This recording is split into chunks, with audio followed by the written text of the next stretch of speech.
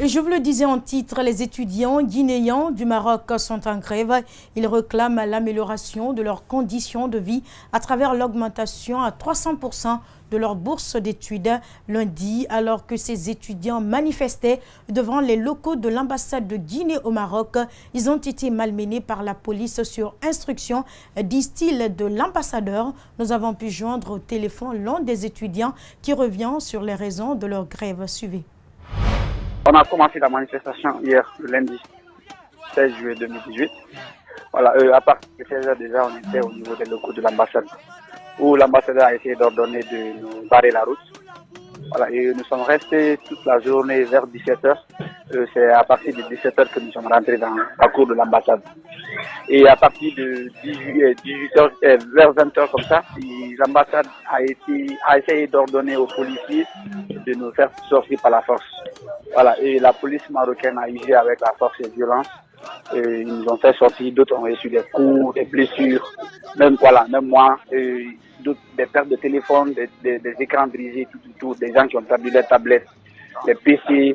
On a même un ami qui est tout à l'heure à l'hôpital tout de suite là, qui a été gravement blessé. La manifestation, c'est par rapport à l'amélioration de nos conditions de vie.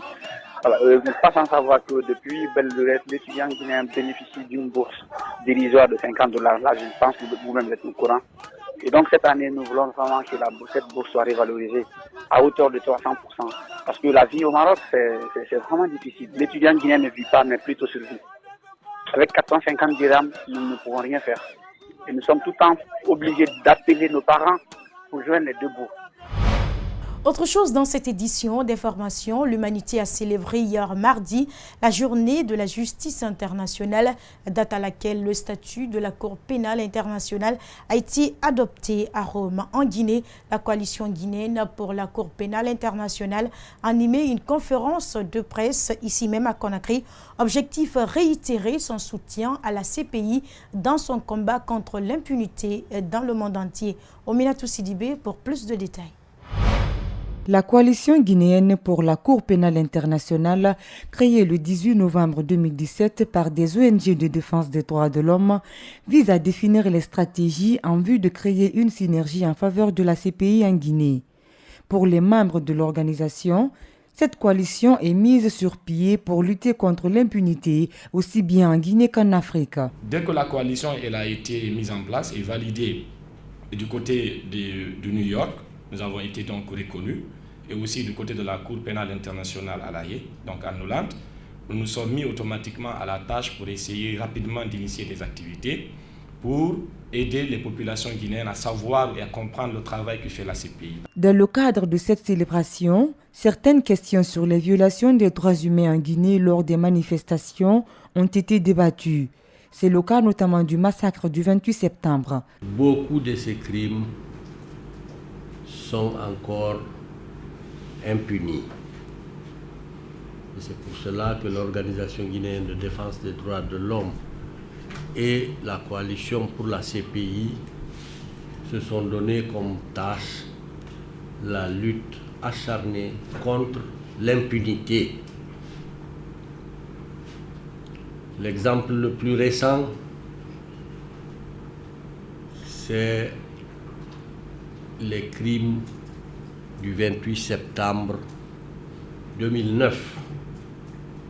Le président de la coalition guinéenne invite les uns et les autres à croire en la Cour pénale internationale qui, selon lui, est une organisation internationale indépendante qui n'appartient à aucun État. Ne sous-estimons pas. Alors, il faut arrêter de commettre les crimes qui relèvent de la compétence de la Cour. La Cour pénale internationale existe depuis 1998. Après plusieurs critiques de certains chefs d'État africains, elle essaie de s'intéresser aux dossiers criminels de certains pays des autres continents. Environnement, on en parle dans ce journal. Une station de fabrication de béton s'est installée illégalement au quartier équipé. Selon nos informations, cette unité n'a réalisé aucune étude d'impact environnemental au préalable et les riverains se plaignent de la poussière, de bruit et de la fumée dégagée par la station. Les employés aussi travaillent dans des conditions déplorables. Mamadou Kalissou, Ibrahima Souri, Camara, reportage. Cette station de fabrication de béton est implantée à Kipé sans certificat de conformité environnementale, donc sans autorisation du ministère de l'Environnement. On n'a pas vu ils m'ont montré aucune autorisation constitutionnelle et ils ont avoué. Pourtant, avant installation, chaque entreprise doit réaliser une étude d'impact environnemental. C'est cette étude qui permet de mettre en place des dispositifs pour protéger les communautés locales et l'entreprise en question. Il faut que tous les projets se soumettent à cet exercice-là et avoir un plan de gestion environnementale et sociale, parce que c'est l'outil le plus opérationnel. Quand on réalise une étude d'impact, l'engagement, dans le résumé des engagements, ça se trouve dans le plan de gestion environnementale et sociale. Là, les responsabilités de chaque partie prenante sont indiquées, à quel moment il faut le faire. Notre contact s'est rendu dans les locaux de la station. D'après lui, les installations ne répondent pas aux critères environnementaux. Pas de mesures pour limiter le bruit, la fumée et la poussière. Puis, les ouvriers travaillent dans des conditions catastrophiques. Oui, on les a trouvés dans des conditions, on a trouvé des gens travailler sans casque, sans gants, voilà, et qui manipulent des instruments qui peuvent les blesser. D'accord? Donc lui, il nous a fait savoir que c'est effectivement, c'est le début, il est au début, voilà, et que tout va rentrer dans l'ordre. Oui, c'est un début. Mais quand est-ce que tout rentrerait dans l'ordre? Personne ne le sait. En attendant, riverains et ouvriers sont exposés à tous les risques. Des risques qui pouvaient être évités ou minimisés si une étude d'impact environnemental avait été réalisée.